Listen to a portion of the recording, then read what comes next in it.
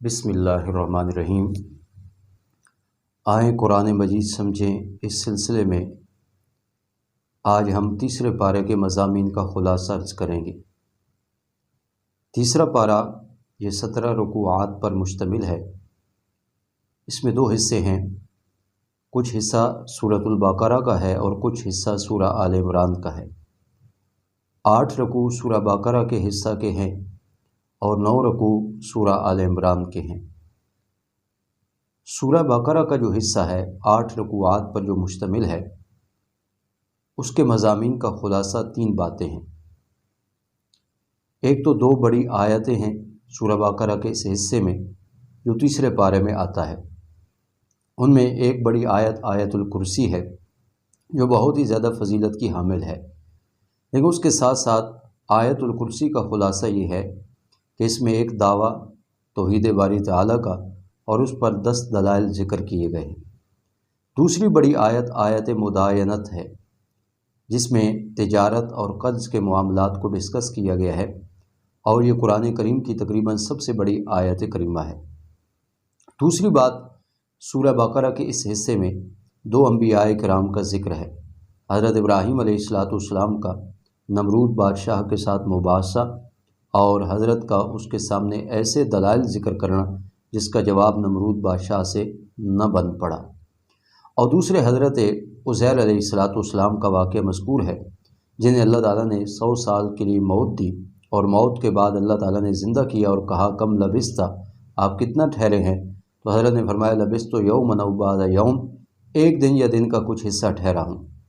جس سے یہ بات معلوم ہوئی کہ انبیاء کرام جب دنیا سے انتقال کر جاتے ہیں تو انہیں دنیا کے حالات کا علم نہیں ہوتا، سبھی حالات سے واقف صرف اور صرف اللہ تعالیٰ کی ذات ہے۔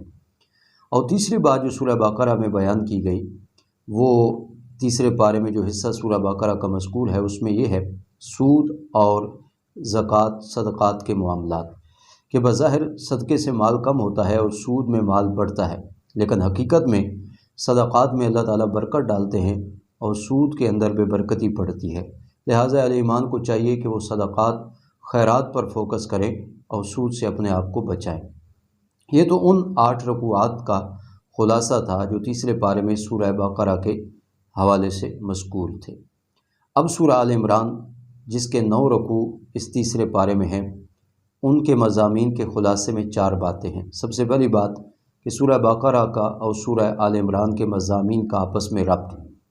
سورہ بقرہ میں 4 مسائل مقصودی طور پر بیان کیے گئے: عقیدہ توحید، عقیدہ رسالت، قرآن کریم کی صداقت اور قیامت۔ یہی 4 مسائل سورہ آل عمران بھی آئیں گے۔ اور دوسرا، سورۃ البقرہ میں روح سخن یہود کی طرف تھا، یہاں روح سخن نصارہ کی طرف ہوگا۔ دوسری بات، سورہ آل عمران کے ان 9 رکوعات میں اللہ کی قدرت کے 4 قصے بیان کیے گئے ہیں۔ سب سے پہلا قصہ غزوہ بدر کا، 313 آدمیوں کو اللہ تعالیٰ نے 1000 پہ غالب کر دکھایا، اس لیے کہ یہ اللہ تعالیٰ کی قدرت کا مظہر تھا۔ دوسرا قصہ حضرت بی بی مریم کا کہ اللہ تعالیٰ نے ان کے پاس بے موسم پھل بھیجے، اپنی قدرت کا یوں مظاہرہ کیا۔ تیسرا قصہ حضرت زکریا علیہ السلام کا کہ اللہ تعالیٰ نے بڑھاپے میں ان کو اولاد سے نوازا، اپنی قدرت کا نظارہ کرایا۔ اور چوتھا قصہ حضرت عیسیٰ علیہ السلام کا کہ بن باپ اللہ تعالیٰ نے ان کو پیدا فرمایا۔ یہ 4 قصے اللہ تعالیٰ کی قدرت کا مظہر ہیں۔ اس کے بعد تیسری بات، اہل کتاب کے ساتھ مناظرہ، مباحثہ، مباہلہ اور اس کے بعد مفاہمہ۔ نصارہ نجران کے جو آپ صلی اللہ علیہ وسلم سے مناظرہ کرنے آئے تھے، جب وہ دلائل کا جواب نہ دے سکے تو انہیں مباہلہ کا چیلنج کیا گیا۔ انہوں نے تم بھی آؤ، تمہارے بیٹے، تمہاری اولاد، بیوی بچے، وہ بھی میدان میں اترے، ہم بھی آتے ہیں اور بد دعا کرتے ہیں جو ہم میں سے جھوٹا ہو، تباہ و برباد ہو۔ تو وہ لوگ سمجھ گئے کہ آپ صلی اللہ علیہ وسلم نبی برحق ہیں، لیکن آپ صلی اللہ علیہ وسلم پر وہ ایمان تو نہ لائے مگر مباہلہ کے لیے بھی وہ تیار نہ ہوئے۔ اس کے بعد ان کے سامنے مفاہمہ پیش کیا گیا، ان کو دعوت فکر دی گئی کہ آؤ اس کلمے پر اتفاق کر لیتے ہیں جو تمہارے اور ہمارے درمیان برابر ہے، وہ ہے لا الہ الا اللہ۔ اس کی دعوت کو مان لو، تمہارے اور ہمارے درمیان اختلاف ختم ہو سکتا ہے۔